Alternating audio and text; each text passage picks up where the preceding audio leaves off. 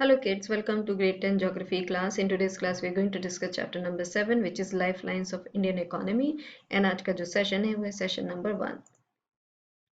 We use different materials and services in our daily life. Some of these are available in our immediate surroundings while other requirements are met by bringing things from other places.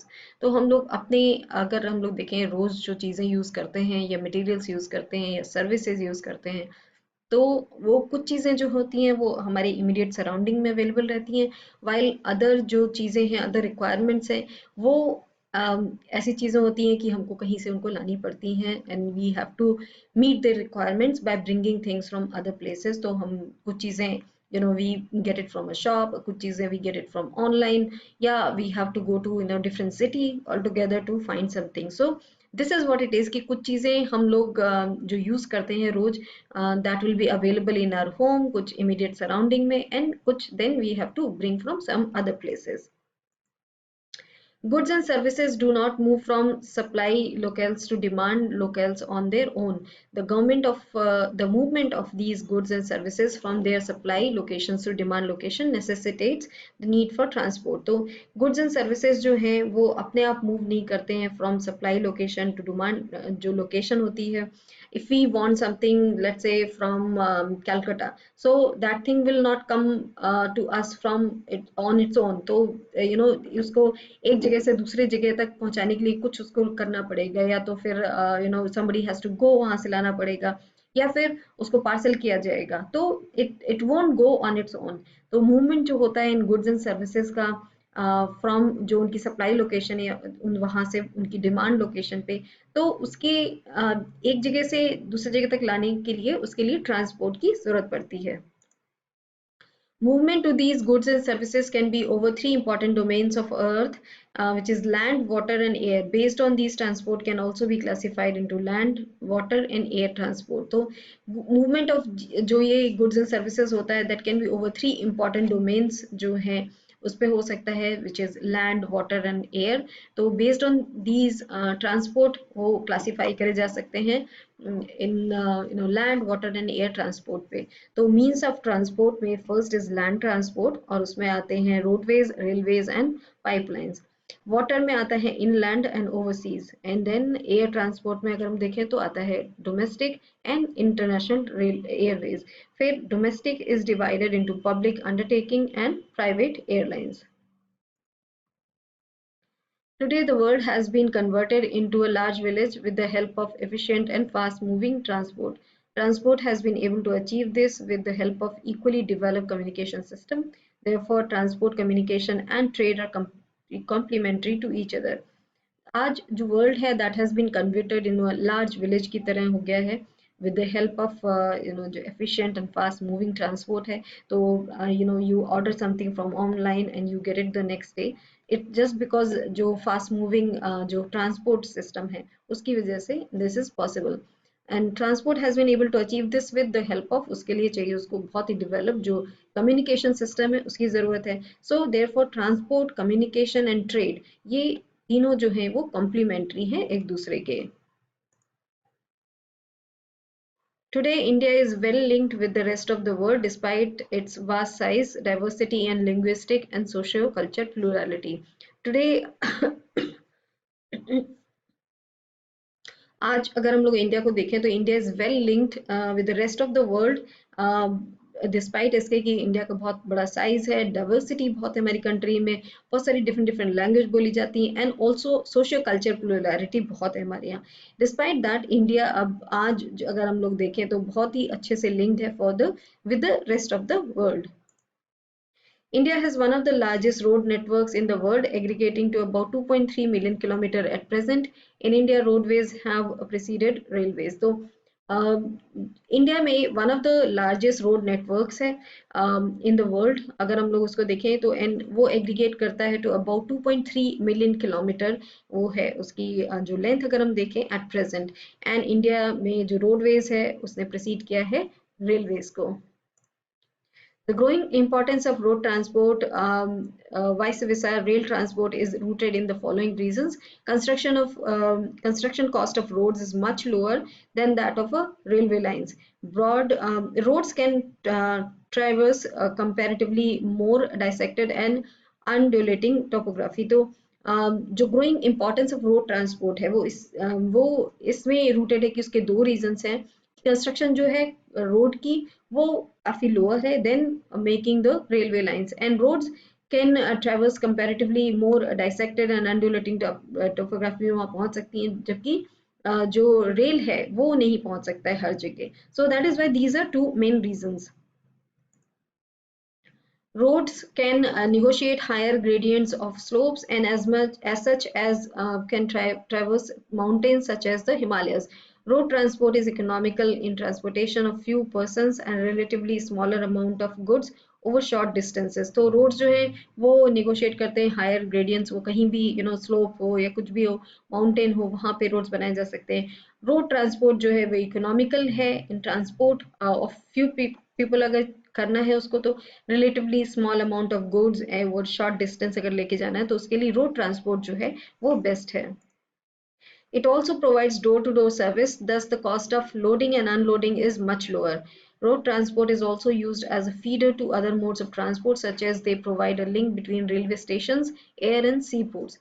तो road transport जो है वो provide करता है door-to-door service, thus जो cost of loading and unloading है वो बहुत कम है. बिकॉज अगर आप एयर से लेके आएंगे सामान तो आपको एयरपोर्ट से लेके घर तक सामान के लिए then you need the transport for that.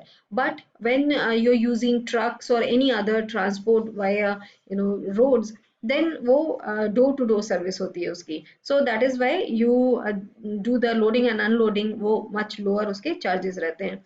Road transport is also works as a वो फीडर की तरीके का काम करता है कि इवन इफ रेलवे से अगर कोई सामान आ रहा है, एयर से आ रहा है, सी से आ रहा है, then it has to reach the जो भी जहाँ पे भी उस पहुंचना है, जहाँ पे उसको अनलोड होना है, तो वहाँ पे it has to reach there. So that is why it will be either going by truck or lorry or whatever, then we need the road transport for that.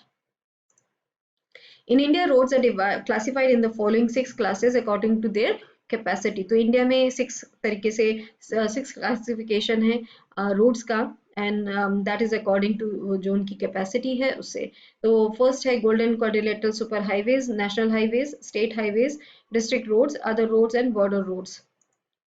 So first, golden quadrilateral superhighways. The government has launched a major road development project linking Delhi, Kolkata, Chennai, Mumbai and Delhi by 6-lane superhighways. The north-south corridors linking Srinagar and Kanyakumari and east-west corridor connecting Silchar and Porbandar are part of this project. तो government ने launch किया ये major road development project जो है जिसको link किया उन्होंने. तो ये सारे सिटी लिंक हुए हैं उसमें, which is Delhi, Kolkata, Chennai, Mumbai and Delhi, और वो लिंक हुआ है बाय 6-लेन super highways. And north south corridor जो है वो लिंक करता है Srinagar and Kanyakumari, and east west corridor connect करता है सिलचर एंड पोरबंदर. वो पार्ट ऑफ द प्रोजेक्ट है. The national highways link extreme parts of the country. These are the primary roads system and are laid and maintained by the Central Public Works Department. तो national highways जो है वो link करते हैं extreme parts of the country को, and ये primary road system है, and ये जो इनको जिनको बनाया है and maintain करा जाता है, that is Central Public Works Department, which is CPWD. Now उसके बाद आते हैं state highways. Road linking state capital with different district headquarters are known as state highways. These roads are constructed and maintained by the state public works department in state and union territories. तो road जो हैं जो link करती हैं state capital को with different district headquarters, उनको बोला जाता है state highways.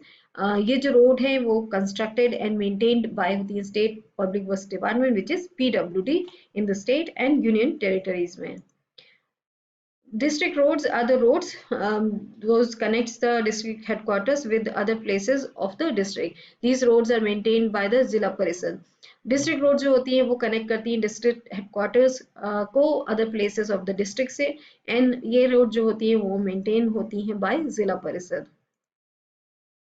Rural roads which link rural areas and villages with towns are classified under this category. Under this scheme, special provisions are made so that every village in the country is linked to a major town in the country by an all-season motorable road.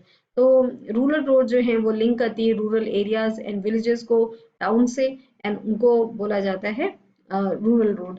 इस this इस वाली scheme में जो special provision बनाए गए हैं जिससे कि सारे जो भी विलेज हैं वो लिंक हो जाए किसी न किसी मेजर टाउन जो उनके पास है एंड वहां पे एक ऑल सीजन मोटरेबल रोड रहे.